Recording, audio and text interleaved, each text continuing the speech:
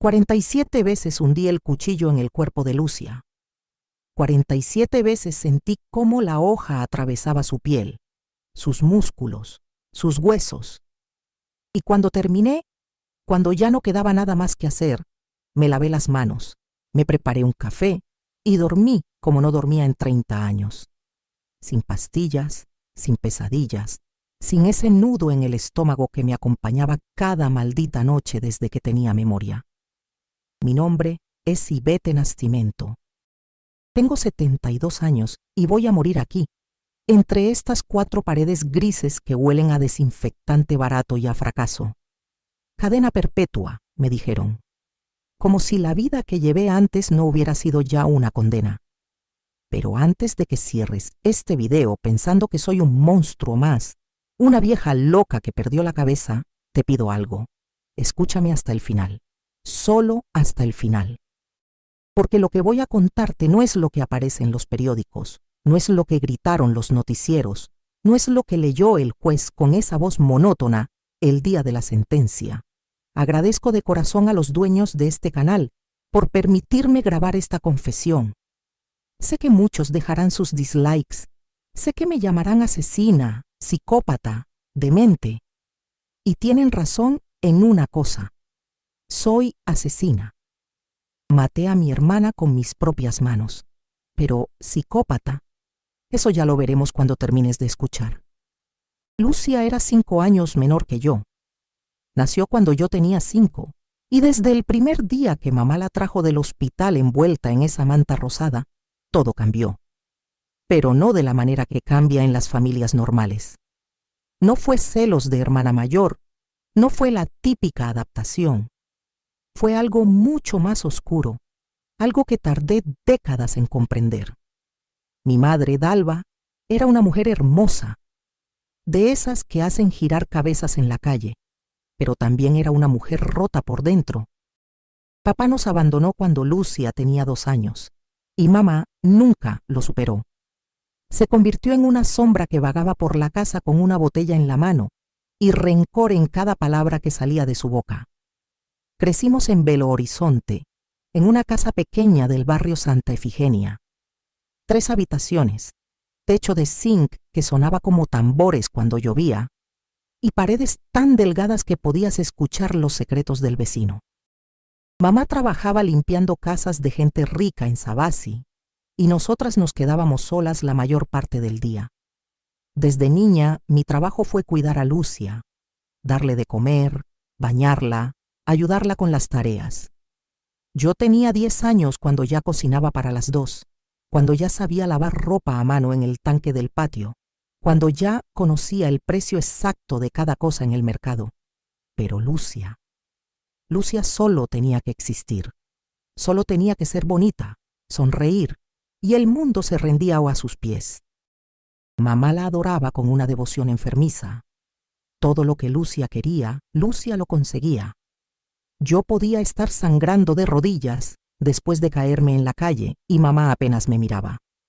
Pero si Lucia se quejaba de un dolor de cabeza, mamá movía cielo y tierra, llamaba al médico, compraba remedios que no podíamos pagar. Recuerdo una tarde. Yo tenía 14 años. Había ahorrado durante 6 meses limpiando patios de vecinos para comprarme un vestido azul que vi en una tienda del centro. Era el vestido más hermoso que había visto en mi vida. Cuando finalmente tuve el dinero y lo compré, lo escondí debajo de mi cama, esperando el momento perfecto para estrenarlo. Ese momento llegó cuando la escuela anunció un baile, mi primer baile. Un chico llamado Heitor me había invitado. Era tímido, de ojos verdes, trabajaba con su padre en una carpintería. Y yo, Dios mío, yo estaba enamorada como solo se enamora una adolescente que nunca ha sentido que alguien la mire de verdad. La noche del baile llegué del colegio y fui a buscar mi vestido. No estaba.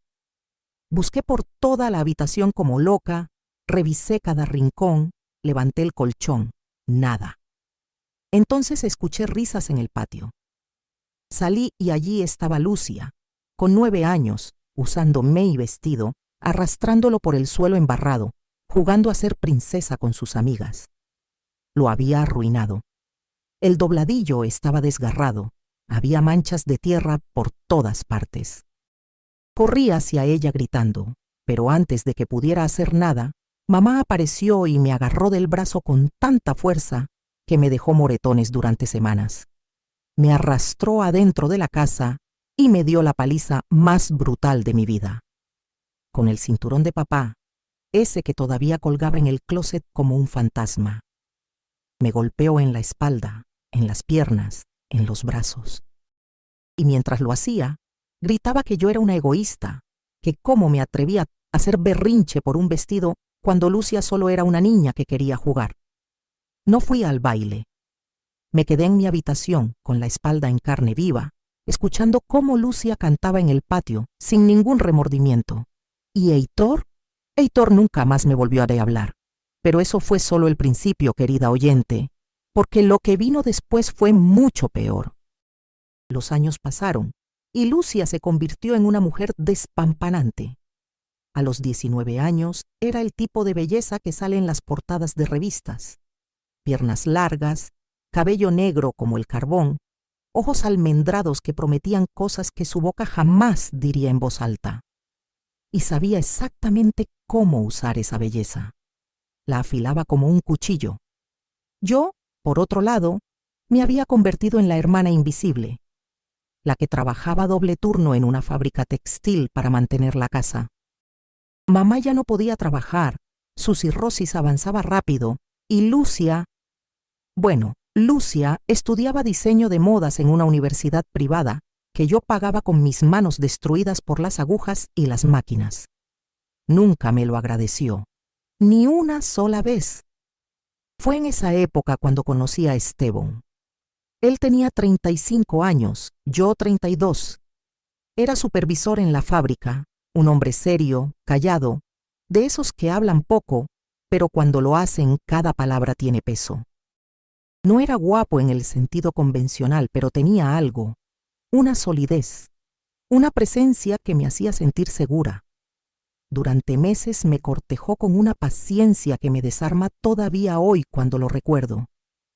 Me traía café en las mañanas, se ofrecía a llevarme a casa cuando llovía, me preguntaba cómo estaba con una genuina preocupación en sus ojos, y yo, que nunca había sentido que alguien me viera realmente, me enamoré.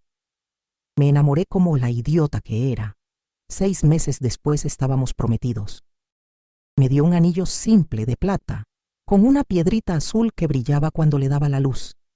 No era un diamante, pero para mí valía más que todos los diamantes del mundo porque era mío. Era nuestro. Era la promesa de que finalmente, alguien me había elegido a mí. La noche que se lo presenté a mi familia, todo parecía perfecto. Preparé una cena especial, compré vino, hasta le pedí a Lucia que se comportara por una vez. Mamá estaba en una de sus fases sobrias, Lucia llegó temprano y hasta se puso un vestido decente en lugar de esas faldas que apenas le cubrían el trasero. Esteban llegó con flores, rosas rojas para mamá, amarillas para Lucia. Se sentó en nuestra mesa pequeña y habló con respeto, con educación. Habló de su trabajo, de sus planes de abrir un taller de reparación de máquinas industriales, de cómo quería construir una familia. Yo lo miraba desde la cocina mientras servía la comida y pensaba, esto es felicidad, esto es lo que se siente. Lucia estuvo callada toda la noche, demasiado callada. Solo sonreía, asentía, hacía esos gestos suaves con la mano que los hombres interpretan como señales. Y yo, estúpida de mí, pensé que por fin estaba siendo considerada, que por fin me apoyaba. 3 semanas después, Esteban canceló nuestra cita del viernes. Dijo que tenía trabajo extra. No le di importancia. La siguiente semana pasó lo mismo, y la siguiente. Sus mensajes se volvieron escuetos, sus llamadas más cortas. Cuando le preguntaba qué pasaba, me decía que estaba cansado, que tenía mucho en la cabeza. Una noche decidí sorprenderlo. Preparé su comida favorita, me arreglé lo mejor que pude con la ropa vieja que tenía y caminé hasta su apartamento en el centro. Eran las 9 de la noche. Toqué la puerta y nadie respondió. Pero la luz estaba encendida y escuchaba voces adentro. Toqué de nuevo. Silencio. Luego pasos apresurados. La puerta se abrió apenas una rendija y allí estaba él, despeinado, sin camisa, con esa expresión que nunca olvidaré. Culpa pura. Antes de que pudiera decir algo, empujé la puerta, y allí, en su sofá, con su camisa puesta y nada más, estaba Lucia, mi hermana menor que yo había criado, alimentado, vestido, educado. Estaba en el apartamento de mi prometido, usando su ropa, con ese brillo triunfal en los ojos que yo conocía demasiado bien. No grité, no lloré, solo me quedé allí parada, mirándolos a ambos, sintiendo cómo algo dentro de mí se rompía definitivamente. ¿Y sabes qué fue lo peor, querida amiga, que me escuchas ahora desde la comodidad de tu casa? Lo peor fue que Lucia sonrió. Una sonrisa pequeña, apenas perceptible, pero estaba allí. Una sonrisa de victoria. Esteban intentó explicar. Dijo que lo sentía, que no había querido que pasara, que simplemente sucedió. Lucia se levantó del sofá sin ninguna vergüenza, se acercó a mí y me dijo con esa voz suave que siempre usaba para manipular. Lo siento, Ivete, pero cuando hay química no se puede hacer nada. Tú lo entiendes, ¿verdad?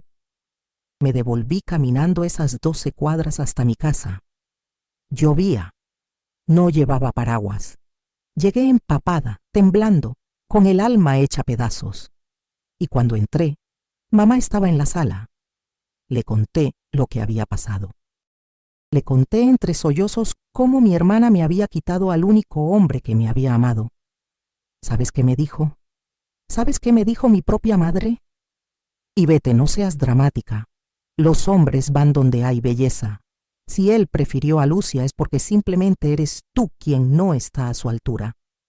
Deja de hacer escándalos. Esa noche algo murió dentro de mí, algo que nunca volvería a nacer. Pero si crees que esa fue la peor traición, querida oyente, espera. Porque lo que viene todavía no te lo he contado. Y créeme cuando te digo que necesitas escucharlo para entender por qué hice lo que hice. Ahora, antes de continuar, quiero pedirte algo. Si esta historia te está impactando, si sientes que necesitas saber cómo termina, por favor dame un me gusta, aprieta ese botón. Y si aún no estás suscrita a este canal, hazlo ahora. Solo tienes que apretar el botón negro que dice suscribirse, está justo debajo de este video. Este canal es de las pocas plataformas que nos da voz a mujeres como yo. Mujeres que cometimos actos terribles, pero que tenemos razones que necesitan ser escuchadas. Tu suscripción ayuda a que más historias como esta lleguen a personas como tú, personas que no juzgan antes de tiempo. Ahora sí, continuemos, porque lo que viene va a chocar tu corazón de una manera que no esperas. 2 meses después de encontrarlos juntos, Lucia y Esteban anunciaron su compromiso. Él se mudó a nuestra casa. Sí, a mi casa, la casa que yo pagaba con mi sudor.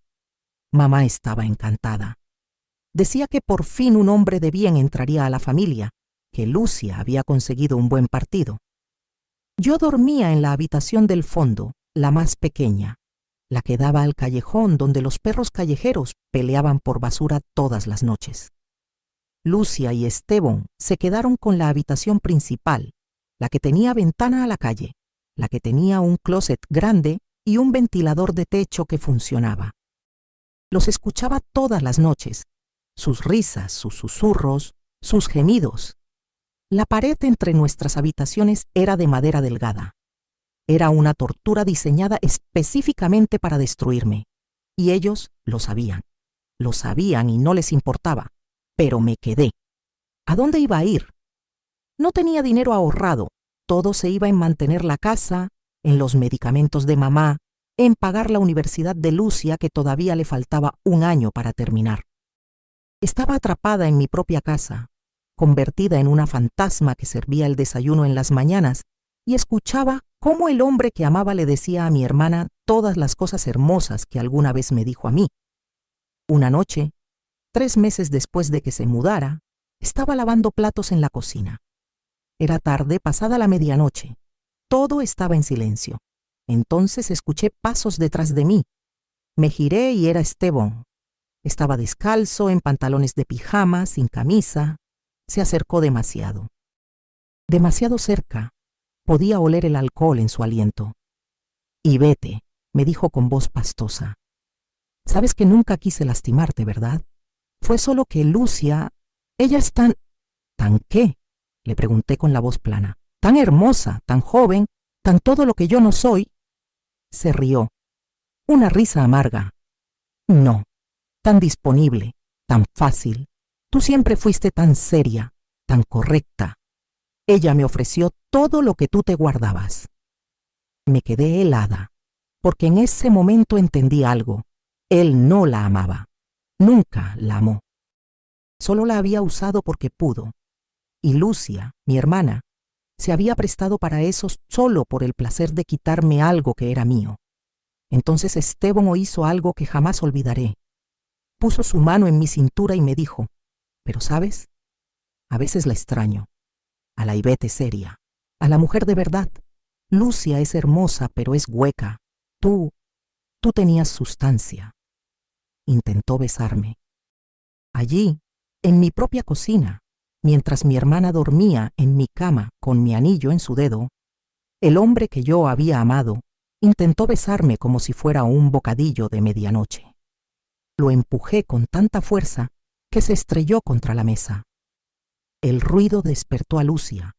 Bajó las escaleras corriendo y cuando vio la escena su cara se transformó.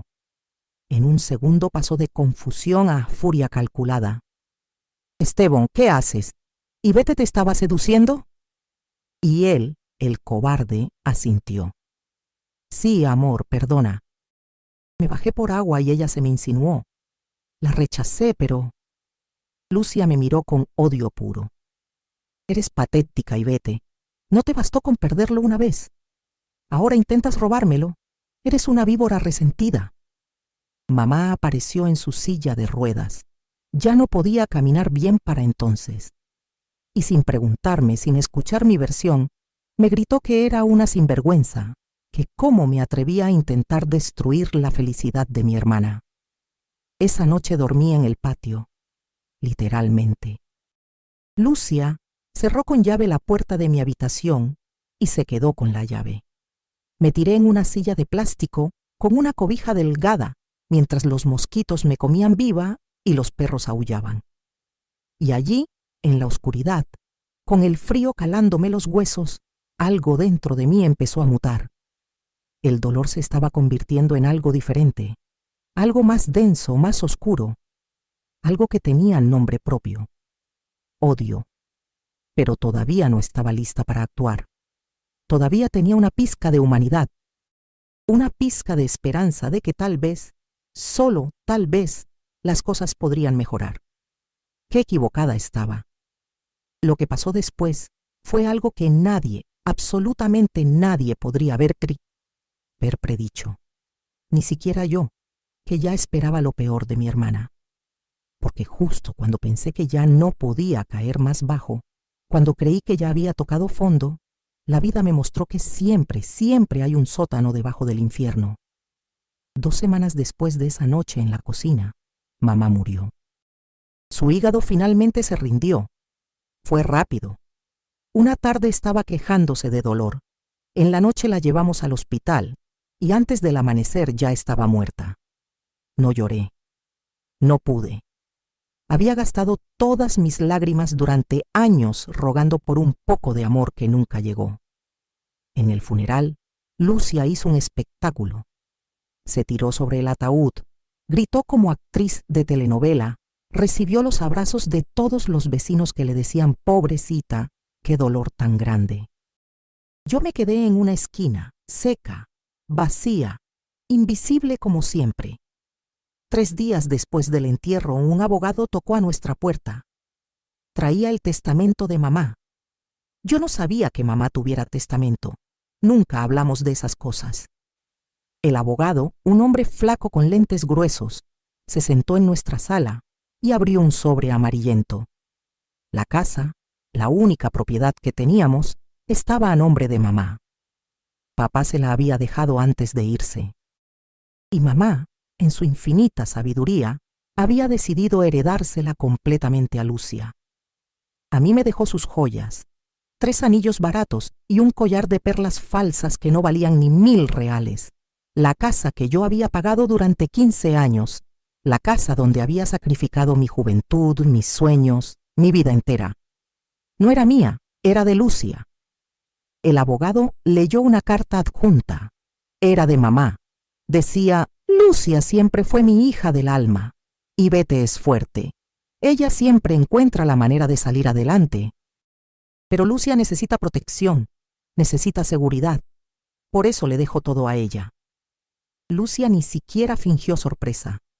Solo sonrió, tomó los papeles y le dijo al abogado que muchas gracias, que su mamá había sido muy sabia. Esa noche, mientras preparaba la cena como autómata, Lucia y Esteban se sentaron en la mesa y anunciaron sus planes. Iban a casarse en 2 meses, iban a remodelar la casa, iban a convertir mi habitación en un cuarto para el bebé. ¿Bebé?, pregunté con la voz quebrada. Sí, dijo Lucia acariciándose el vientre todavía plano. Estoy embarazada. 3 meses. Vas a ser tía y Bete. ¡Qué emoción!, ¿no? El cuchillo que estaba usando para picar cebollas tembló en mi mano. 3 meses. Estaba embarazada desde antes de que mamá muriera. Lo había planeado todo. El embarazo, la herencia, mi expulsión de la casa. Y sobre tu situación, continuó Esteban con tono casual, como quien discute el clima. Creemos que sería mejor que buscaras otro lugar donde vivir. Nada personal, Ivete, pero vamos a ser una familia y necesitamos nuestro espacio. Te damos 2 meses para que encuentres algo. Me estaban echando de mi propia casa, la casa que yo había mantenido a flote durante años. Me estaban echando para hacer espacio para su bebé. Pero todavía tenía mi trabajo, pensé. Todavía tenía mi sueldo de la fábrica. Podía alquilar un cuarto pequeño en algún lugar. Podía sobrevivir. Al día siguiente fui a trabajar como siempre. Llegué temprano, fiché mi entrada, me puse el uniforme. Pero a los 20 minutos el gerente general me llamó a su oficina. Era un hombre gordo de bigote gris, que siempre olía a cigarro barato. Ivete, tenemos que hablar, me dijo sin mirarme a los ojos. Hemos recibido quejas. ¿Quejas de qué? De acoso. Esteban presentó una denuncia formal diciendo que lo has estado acosando, que intentaste besarlo, que le mandas mensajes inapropiados, que lo esperas en el estacionamiento.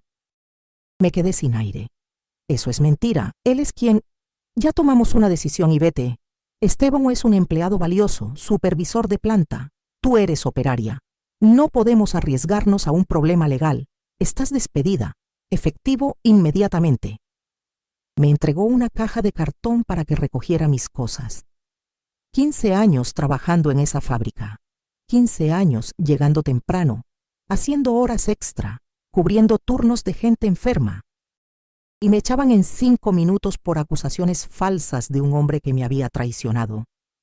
Salí de allí como zombi, con mi caja de cartón conteniendo una taza, una foto vieja y un suéter raído. Sin trabajo, sin casa, sin familia, sin futuro. Esa noche no regresé a casa. No podía enfrentarlos.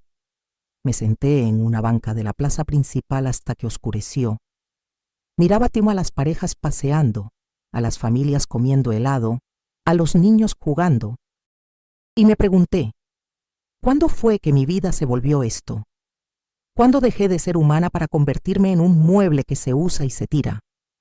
Fue allí, en esa banca, que lo decidí. No iba a seguir siendo la víctima. No iba a dejar que me pisotearan más. Algo tenía que hacer. Algo tenía que cambiar, pero no sabía qué. Todavía no. Pasé las siguientes semanas buscando trabajo. Apliqué a 20 lugares. Nadie me llamó. Era demasiado vieja, demasiado sin experiencia en otra cosa que no fuera la fábrica, demasiado sin recomendaciones porque Esteban se había encargado de quemar mi reputación. Dormía donde podía, a veces en la casa de una prima lejana que me dejaba quedarme en su sofá, pero que me miraba con lástima. A veces en un albergue de caridad, donde te dan una cama, pero te revisan las pertenencias como si fueras criminal. A veces simplemente en la calle, en cajeros automáticos o portales de tiendas cerradas. Me volví invisible de verdad. La gente pasaba junto a mí y ni siquiera volteaba a mirar. Era un fantasma, una estadística, una más entre los miles de mujeres mayores que este país desecha sin pensarlo 2 veces. Un día, 2 meses después de que me echaran, estaba pidiendo limosna afuera de una panadería. Sí, había llegado a eso, con mi mano extendida y mi orgullo enterrado en algún lugar profundo donde ya no dolía. Y de repente escuché una risa que conocía demasiado bien. Levanté la vista y allí estaba Lucia, embarazada de 6 meses, radiante, del brazo de Esteban. Llevaba un vestido de maternidad caro, el cabello recién peinado del salón, zapatos de tacón que costaban más que todo lo que yo poseía. Me vio. Nuestros ojos se encontraron. ¿Y sabes qué hizo, querida oyente? Sonrió. Sacó su billetera, tiró 2 monedas en el suelo frente a mí y dijo en voz alta para que todos escucharan: «Ten, pobrecita, que Dios te ayude». Esteban se rió. Los 2 siguieron caminando tomados de la mano, mientras yo recogía esas monedas del pavimento con dedos temblorosos. Y fue en ese momento, agachada en el suelo como un animal, que lo supe. Supe exactamente qué iba a hacer, y supe que no me importaban las consecuencias. Esa noche volví a casa. Toqué la puerta. Lucia abrió con cara de fastidio. «¿Qué quieres, Ivete?» «Necesito hablar contigo», le dije con la voz más calmada que pude. «Por favor, 5 minutos. Es sobre mamá». Eso la intrigó. Me dejó pasar. Esteban estaba viendo televisión en la sala. Apenas me miró. Seguí a Lucia hasta la cocina. Ella se sirvió un vaso de jugo, me dio la espalda. Y allí fue cuando lo vi. El cuchillo de carnicero que mamá usaba para cortar carne. Estaba en el escurridor recién lavado, brillando bajo la luz fluorescente. Lo tomé. No pensé, solo actué. El primer golpe fue en la espalda. Lucia gritó y se giró. Tenía los ojos abiertos de puro shock.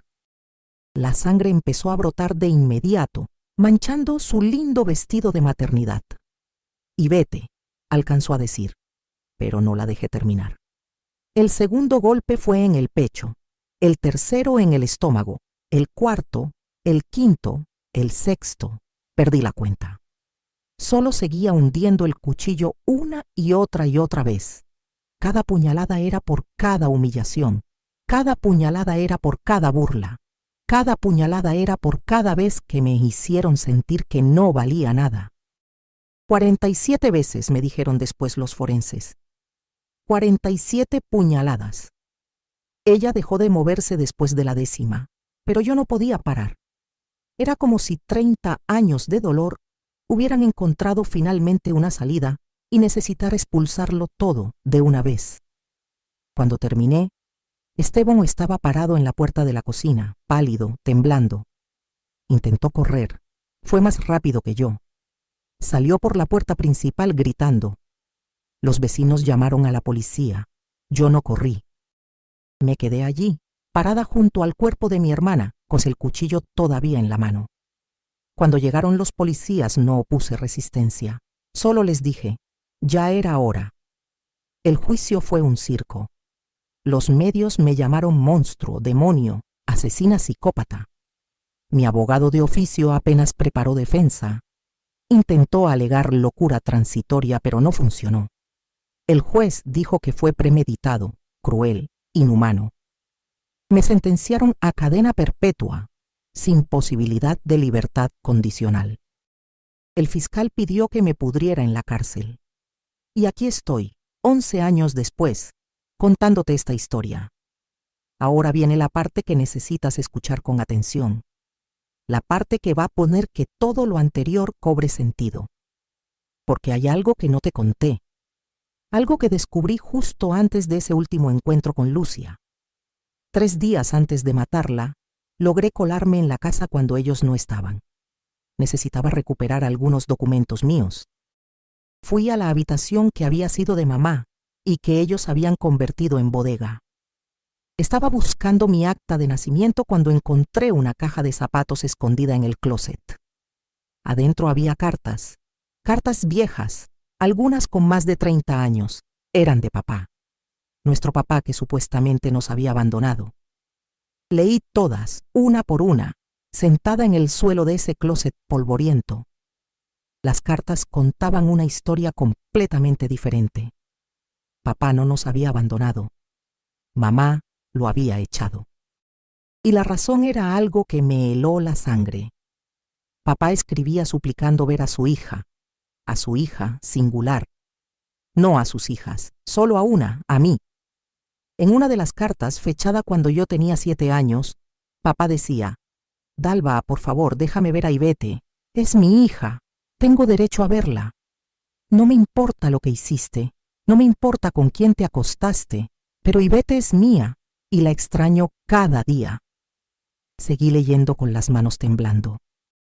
Otra carta de 2 años después. Le envío dinero para Ivete como siempre, pero sé que tú no se lo das. Sé que lo gastas en Lucia, en esa niña que no es mía. Por favor, Dalva, aunque sea déjame hablar con ella por teléfono.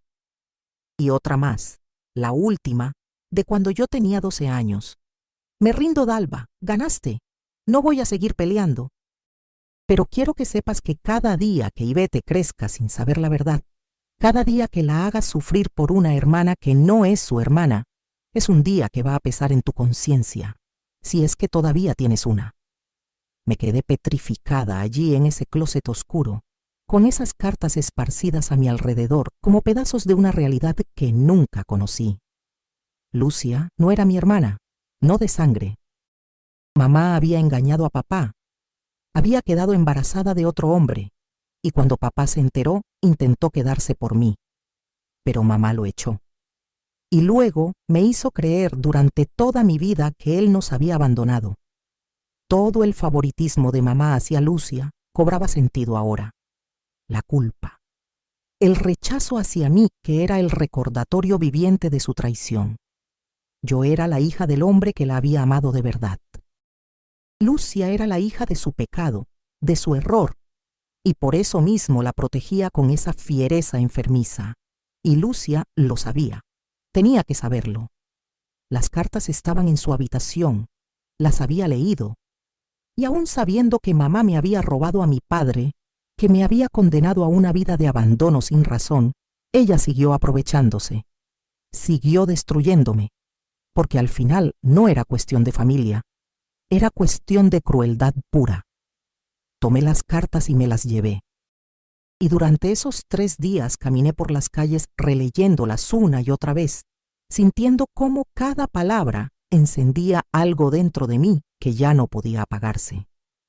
Cuando toqué esa puerta el día que la maté, no iba a suplicar, no iba a pedir perdón ni limosna, iba a cobrar por cada año de mi infancia robada, por cada humillación, por cada noche llorando mientras ella dormía tranquila, por el padre que me quitaron, por la vida que nunca tuve. El juicio, como te dije, fue rápido. Pero lo que no salió en los periódicos fue lo que pasó durante el juicio. Esteban testificó en mi contra, por supuesto. Lloró frente al juez. Habló del bebé que maté junto con Lucia. Un varón, dijeron, de 6 meses, casi viable. Mi abogado presentó las cartas, explicó la historia. Pidió consideración por los años de abuso psicológico, pero el fiscal contraatacó con algo devastador. Sacó el reporte forense completo. Las 47 puñaladas no fueron aleatorias. 23 fueron en el torso, 18 en el vientre, el resto en brazos y piernas donde Lucia intentó defenderse. el fiscal argumentó que yo no solo maté a mi hermana, ejecuté sistemáticamente al bebé. Apunté deliberadamente al embarazo. Y tenía razón. No voy a mentirte, querida oyente, sí apunté al vientre. Porque ese bebé iba a tener todo lo que yo nunca tuve. Iba a tener una madre que lo adorara. Iba a crecer en mi casa. Iba a ser criado con mi dinero. Iba a tener el amor que me negaron.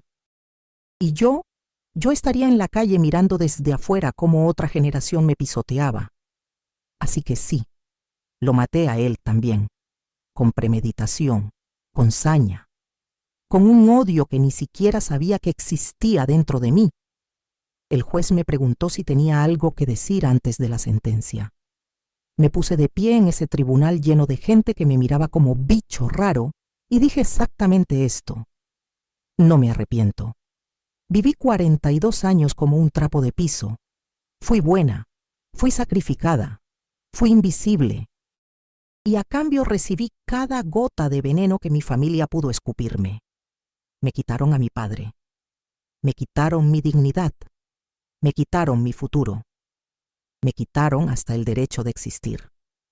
Así que yo les quité la vida. Y dormiré tranquila cada noche que me quede aquí adentro, porque al menos ahora soy yo quien tiene el control. Me dieron cadena perpetua, sin atenuantes, sin posibilidad de reducción de pena. ¿Y sabes qué? Me parece justo, porque no puedes hacer lo que hice y esperar salir caminando. No funciona así, pero tampoco puedes hacerle a alguien lo que me hicieron y esperar que se quede callada para siempre. Hay un límite. Siempre hay un límite. Y yo crucé el mío esa noche en la cocina. 11 años después, sigo aquí, en una celda de 3 por 3 metros que comparto con una mujer de 50 años que mató a su marido con raticida. Nos llevamos bien. Ella entiende. Las que estamos aquí por crímenes pasionales nos entendemos. Tenemos nuestro propio código. He recibido 3 cartas en todos estos años. Una era de Esteban. La rompí sin leerla. No me interesa nada de lo que tenga que decir ese cobarde. Las otras 2 eran de gente random que vio mi caso en televisión. Una me llamaba demonio. La otra me decía que era su heroína. Ambas estaban locas. A veces pienso en Lucia. No con culpa. Nunca con culpa. Pero sí me pregunto si en algún momento, tal vez cuando era niña, tal vez antes de que el veneno de mamá la contaminara, pudo haber sido diferente. Si pudimos haber sido realmente hermanas. Pero luego recuerdo esa sonrisa cuando me tiró las monedas en el suelo y sé que no. Ella eligió ser lo que fue, y yo elegí terminar con eso. La verdad, querida amiga que me has escuchado hasta aquí, es que no hay moraleja bonita en esta historia. No hay lección reconfortante. Solo hay esto. El mundo te va a pisotear si lo permites. Y cuando decides no permitirlo más, cuando decides devolver el golpe, el mismo mundo que te pisoteó te va a llamar monstruo. Pero ¿sabes qué? Prefiero ser un monstruo que vivió un minuto siendo dueña de su rabia que una santa que murió ahogada en su propia sumisión. No todos van a entender esto. De hecho, estoy segura de que la mayoría que vea este video va a horrorizarse. Van a decir que estoy loca, que soy malvada, que merezco estar aquí. Y está bien. Tienen derecho a pensarlo. Pero algunos, solo algunos, van a entender. Van a saber exactamente de qué hablo, porque ellos también han estado al borde. También han sentido ese momento donde la última hebra de cordura se rompe y lo único que queda es la necesidad de justicia, aunque sea una justicia sangrienta. Ahora, sobre el bebé. Esa parte es la que más critican, y lo entiendo. Un bebé inocente, un ser que no había hecho nada. Pero déjame preguntarte algo. ¿Qué vida iba a tener ese niño? Criado por Lucia, una mujer que disfrutaba el sufrimiento ajeno.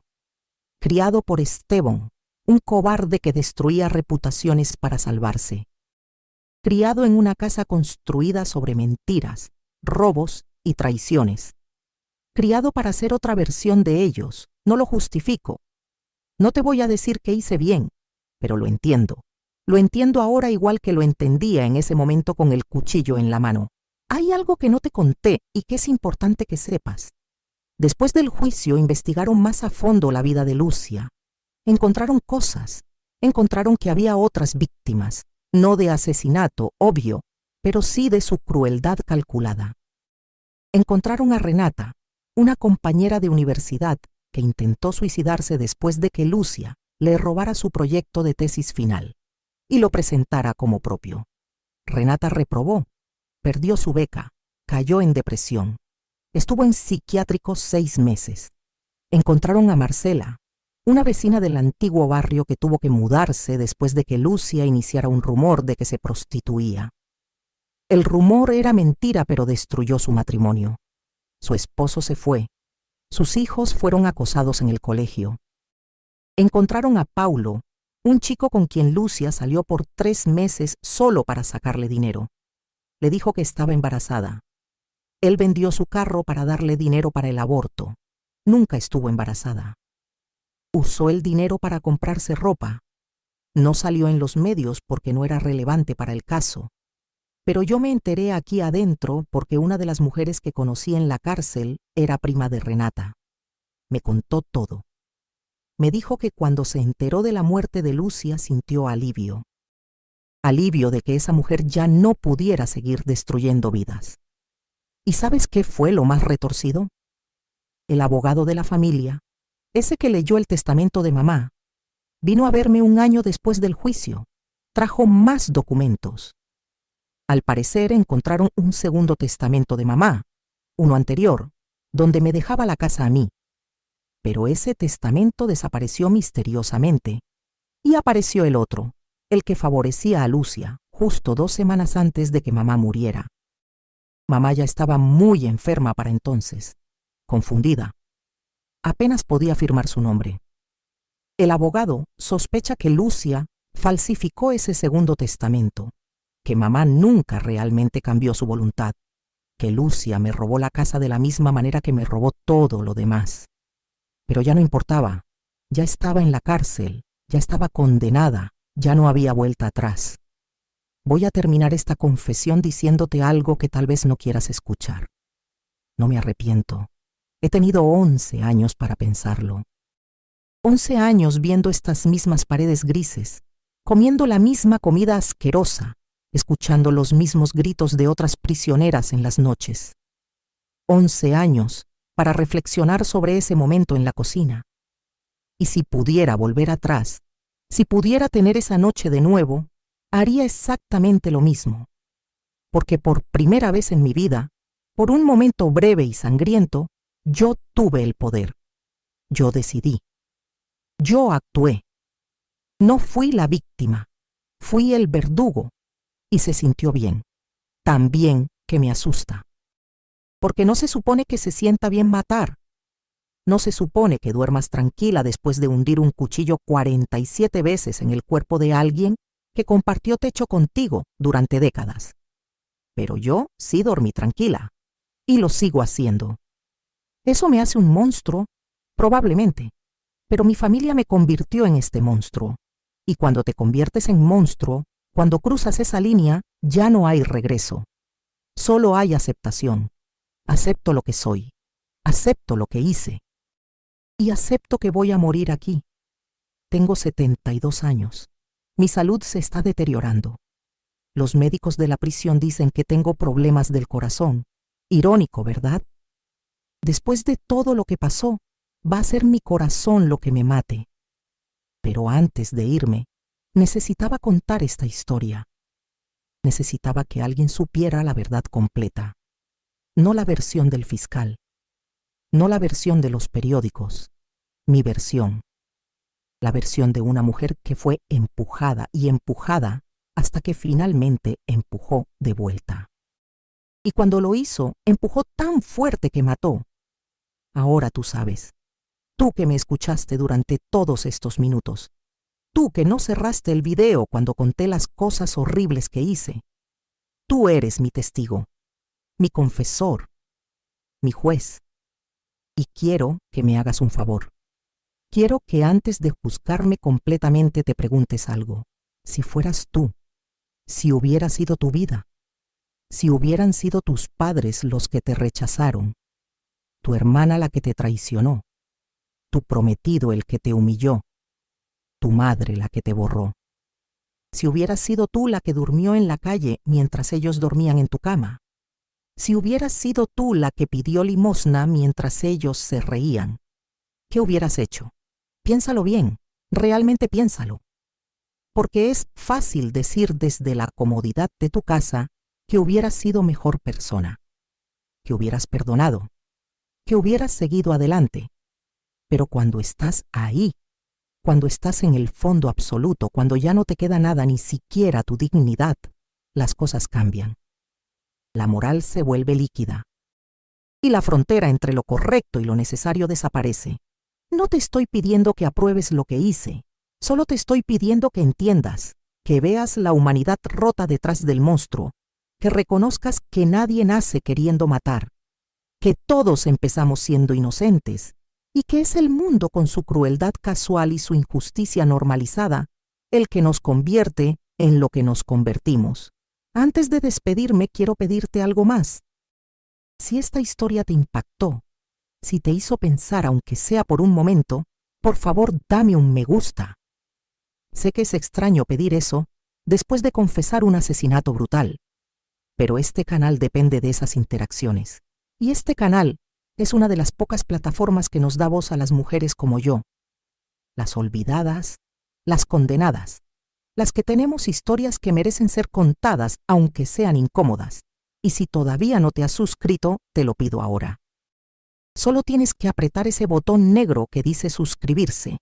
Está justo debajo del video. Es gratis y ayuda mucho. Porque mientras más personas se suscriban, más historias como esta podrán contarse.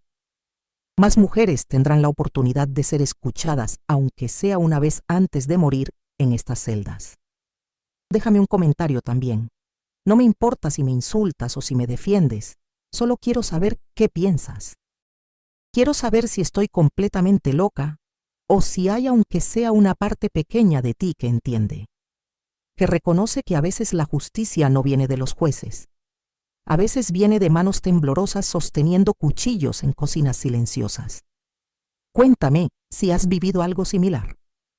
No me refiero a haber matado a alguien, obvio, pero sí a haber sido traicionada profundamente, a haber sido humillada por la gente que se suponía debía protegerte, a haber sentido ese momento donde algo dentro de ti se rompe y ya no vuelve a ser lo que era.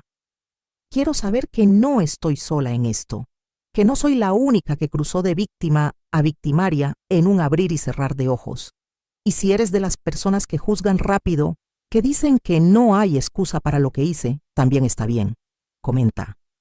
Dime que soy un monstruo. Dime que merezco cada día de esta condena. Porque tú tienes derecho a tu opinión, tanto como yo tuve derecho a mi rabia.